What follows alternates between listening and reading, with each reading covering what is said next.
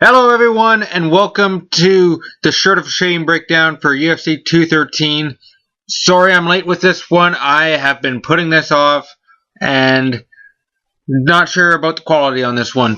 The headliner of this one is Amanda Nunes versus Valentina Shevchenko, and I'm going to be bringing you some insight into this one. We're going to be starting off the main card. Just going to be sticking to the main card on this one. This is a weird card because it's International Fight Week, which is usually a blowout card. This is a pretty stacked card, but it hasn't been promoted. Nobody really cares about this one that much because UFC is now the Conor show, and if Conor's not attached to something, you hear nothing about it. I'm going to be starting this one off with Anthony Pettis versus Jim Miller. Fantastic fight.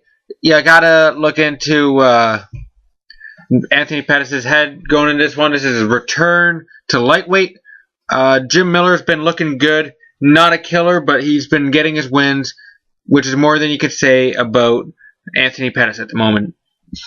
Anthony Pettis, he's always the same fighter. Likes to set. He's good. He's deceptively good once he gets to the ground. But on the feet, he only looks for kicks. That's all he cares about. Jim Miller should be able to keep him back with his boxing, and the only real issue is if this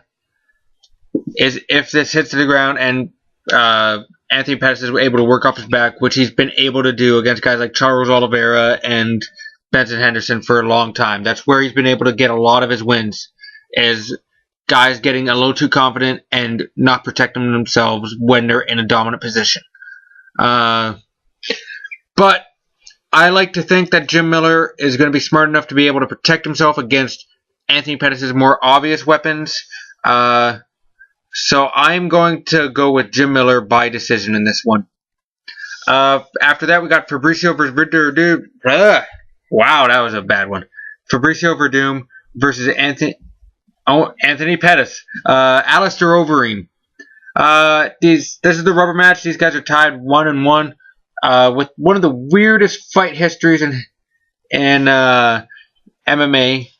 Their first fight, Pride, Verdum submitted Overeem off his back. The second one, won a famously bad fight. Overeem would touch Verdum, and Verdum would flop onto his back and try and submit Overeem from his guard like he did in the first one. Overeem's a much smarter fighter than he was back in those days. He's going to be able to time himself. He's going to be able to pace. He's going to be able to work the body. Verdum, we get two styles of Verdum. I've said it a couple times. One is the overly confident guy that we see against Travis Brown and other fighters who are not quite at that level. And then you get the Verdum that fights very, very unconfident. The guy who chases after Stipe Miocic. The guy who doesn't perform as well as he should. Pardon me, my cat's being an asshole.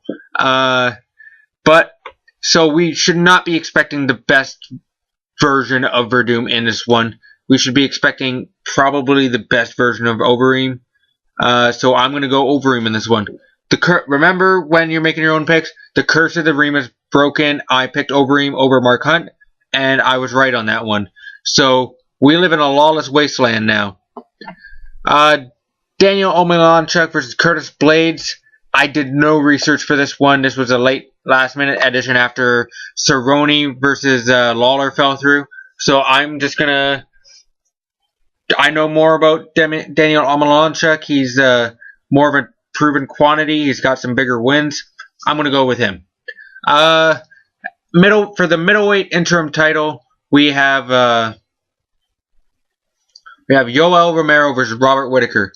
Yoel Romero is a very powerful wrestler when he wants to be, but on his feet, he can tend to get a bit lazy. Robert Whittaker has been shown nothing but improvement since coming up to Has he come up to middleweight, or has he always been a middleweight? I think he's always been a middleweight. But in the last few years, he's been on a sharp increase in his performances. His win over Jacare was quite frankly shocking. Something that even Yoel Romero wasn't able to pull off. He dominated Jacare. And Jacare isn't that crazy of a style matchup difference than Romero is. So Romero is on the feet. On the ground, he's great. He can control people. He's got the wrestling to get people down. But when he's on the feet, he can be a little lazy. Weidman was putting work in on him before he got caught. So I gotta say that I'm gonna go with Robert Whittaker, and I'm gonna throw my name in. I'm gonna say by KO in the second round. That brings us to our main event of the evening: Amanda Nunes versus Valentina Shevchenko 2. I'm kind of looking forward to this one. I hope that Amanda Nunes can raise her stock up a bit, build up a little bit more momentum. She can be a name in the division. First round finisher was what brought a lot of people in for Ronda Rousey. Shevchenko's one of the last people to kind of take Nunes to that limit. Even Zingano got dominated those first 2 rounds in a way that Shevchenko didn't. So I'm going to say that this is probably going to be not a great showing for Nunes. It's going to be a tough matchup. But if Nunes can lay her hands on Shevchenko early and rock her, which is hard to say because Shevchenko has a very high boxing pedigree. But Nunes has undisputable power, and she's coming into her own as a fighter. She's rising to the challenge every time. She burned herself out in her last fight with Shevchenko, so who knows how this one's gonna end up. But Shevchenko has a great stand-up. She's a sniper, but a sniper versus a power puncher is a weird matchup. Nunes is going to rush her and try and keep the pressure on. Don't let Shevchenko set up those perfect shots. And I am going to actually go with Nunes. And I'm going to go against something I literally just said. And I'm going to say Nunes by first round knockout. Alright, let me know what you think. Disagree? Want me to cover more of these? Want more in-depth analysis? Let me know in the comments. Subscribe, like my Facebook page, follow me on Twitter, whatever you need to do with your life. And I will see you at UFC 214. This is Tyler, signing off.